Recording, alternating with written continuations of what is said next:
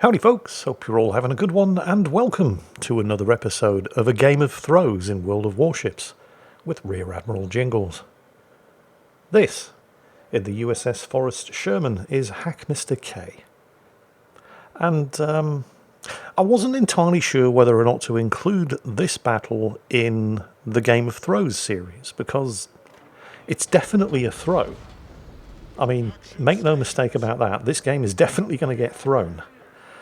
But it's not really a typical throw, at least not the kind of thing that you normally see in this series. Because while there were a whole bunch of other contributing factors that lead to whichever team losing this battle, it mostly all came down to one fatal rush of shit to the brain on the behalf of one player that comes at a critical moment with seconds left in this battle. And while is often the case in an episode of Game of Throws, you can point to the various different individuals who were clearly to blame for the loss.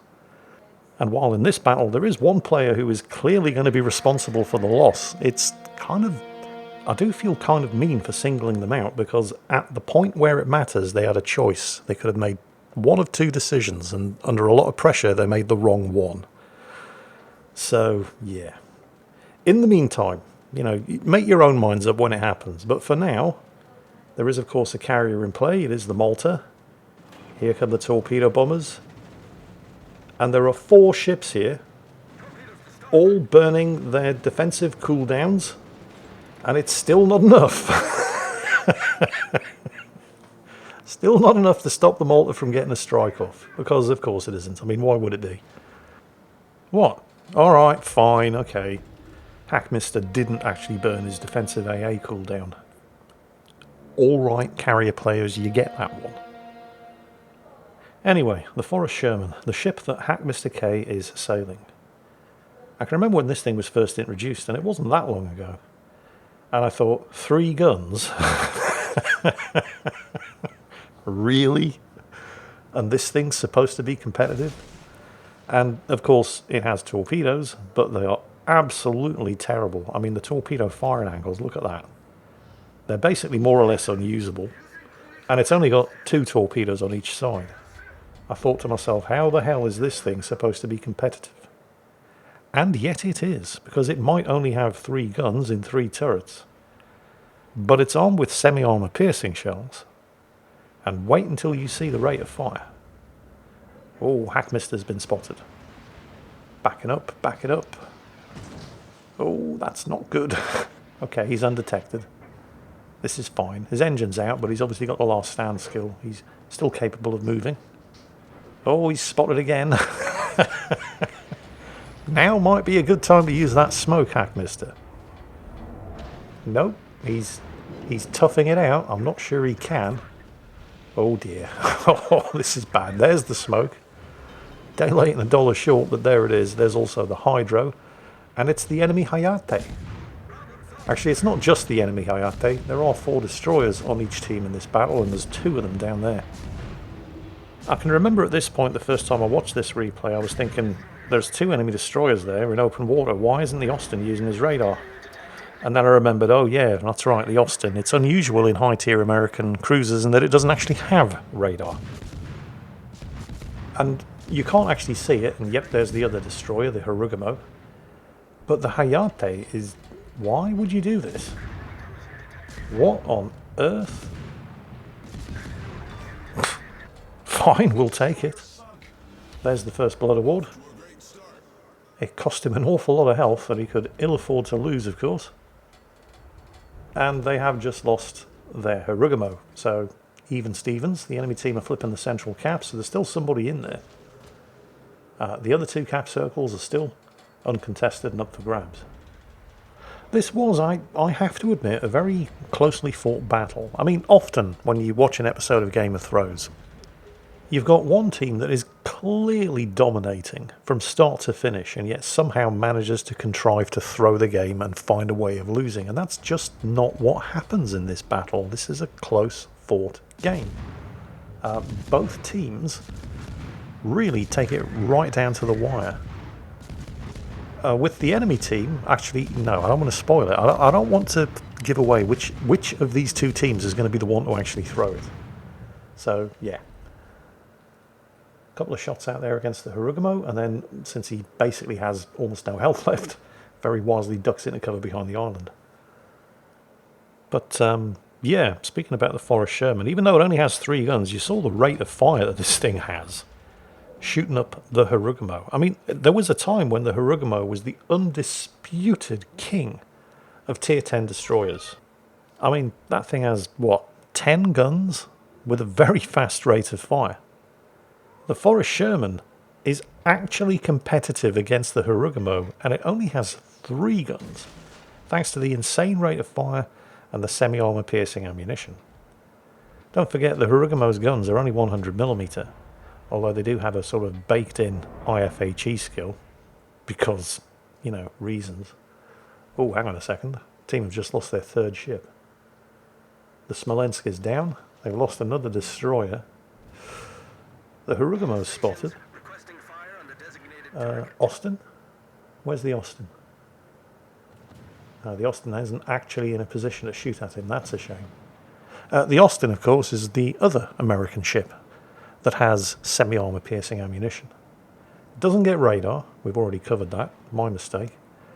But it does get a lot of destroyer caliber guns that all fire the same semi-armor piercing ammunition as the Forest Sherman.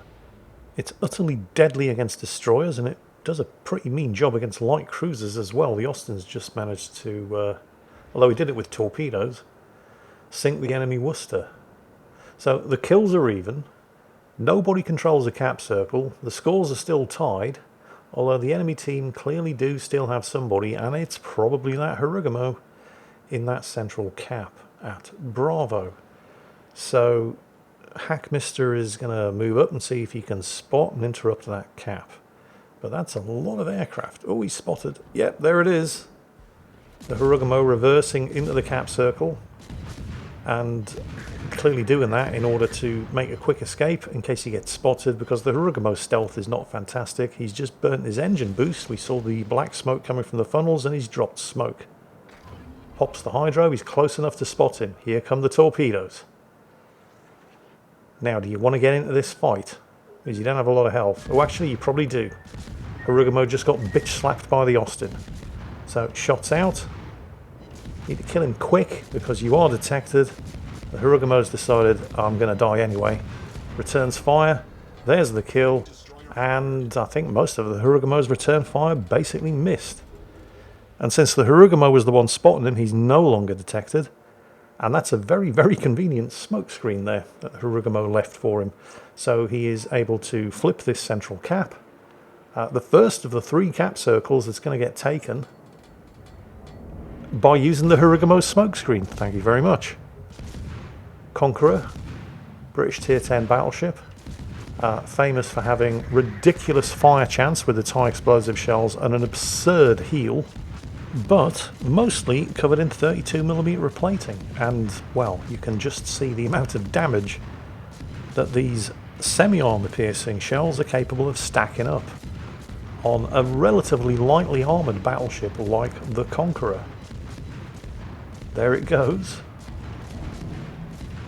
Conqueror's guns are obviously looking this way, trying to track the tracer from these SAP shells. Is he going to fire back? Hackmister not staying in the same spot to make it easy for him. Oh, this could be bad. It's high explosive. Here it comes. And, oh, the Conqueror's never going to know how close he came. Looks like the Conqueror's starting to benefit from damage saturation. Hackmister switching to high explosive, starts some fires. The Conqueror's busy printing himself a new ship, of course, because that's just what the Conqueror does. Most of these high explosive shells are just shattering, but they will set fires, something that semi-armor piercing will not do. Can he get a fire?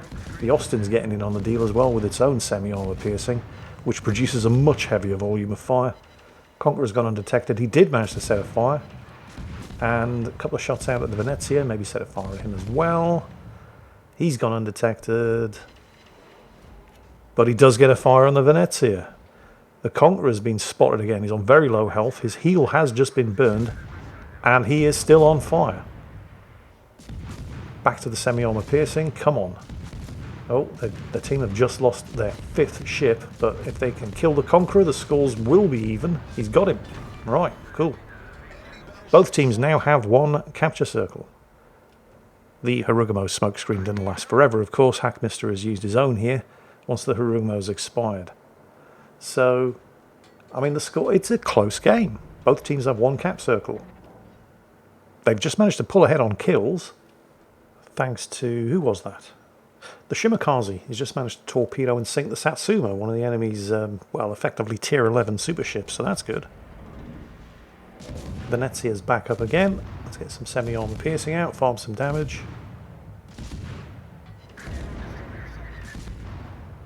Nice big fat juicy target that you can shoot at with impunity for as long as it remains undetected. The Venezia's popped his high-speed smoke. He's making tracks and getting the hell out of there. There's the enemy carrier.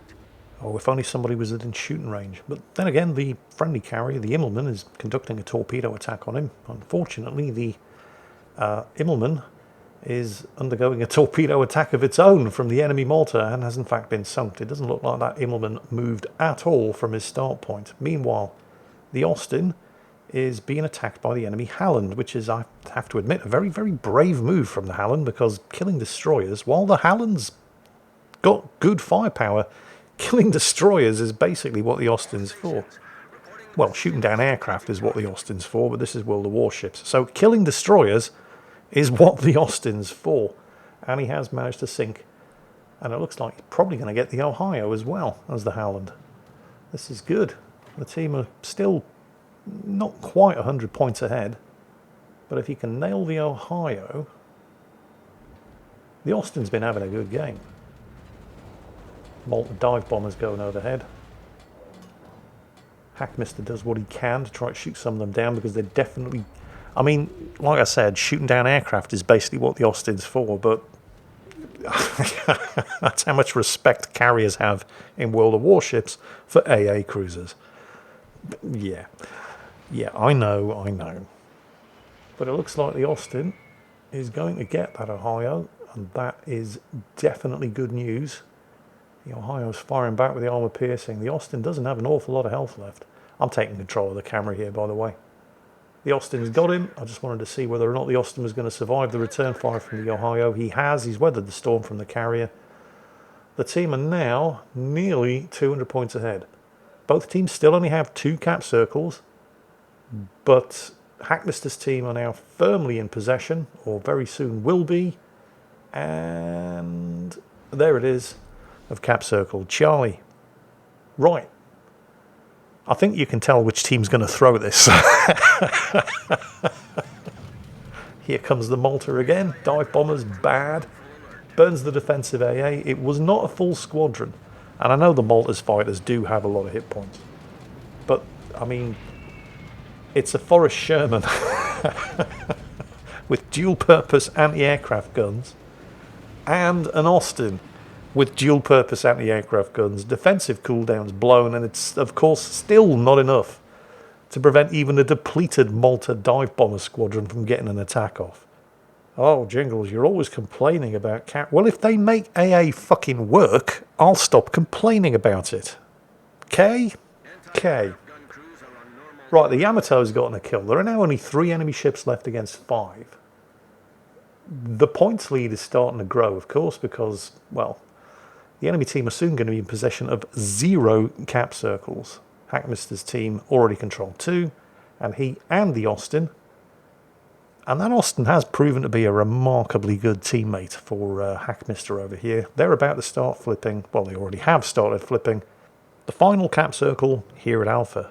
And with only 3 ships left, and all 3 of them spotted, the enemy team are in no position to do anything about it. The Zorky over there is on very, very low health. Will people please shoot at him and sink him? That would be lovely.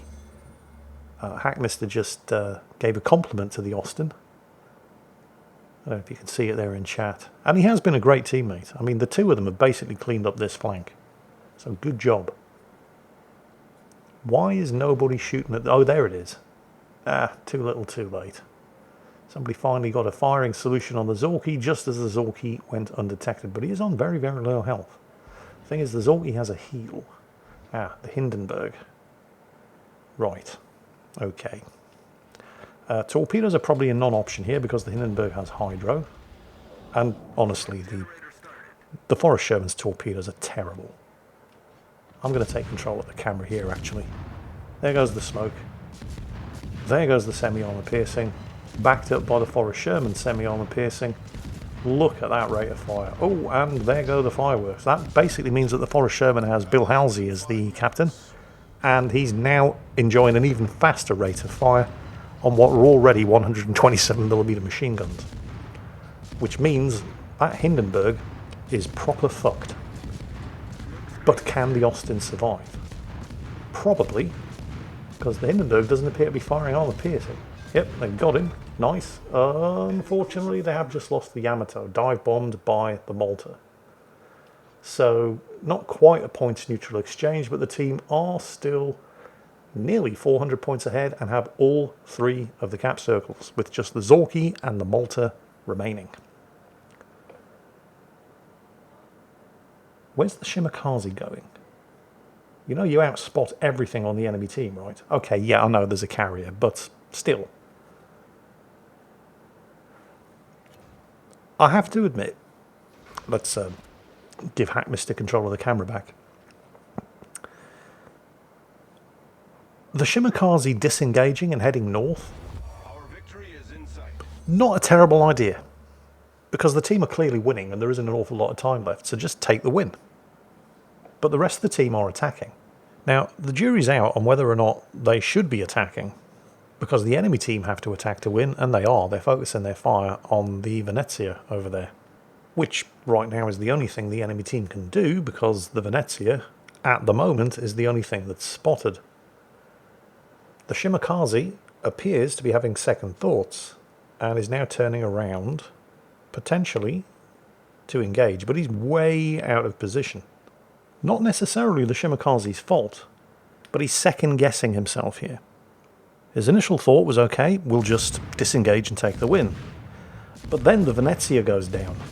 And that's really bad news for Hackmister, because he picks that exact moment to start shooting at the Zorki, and with the Venezia dead, he is now the only thing available for the Zorki and the carrier to shoot at. And the Austin is still outside of shooting range. The Austin only has a 15-kilometer range on its guns because it's destroyer caliber guns.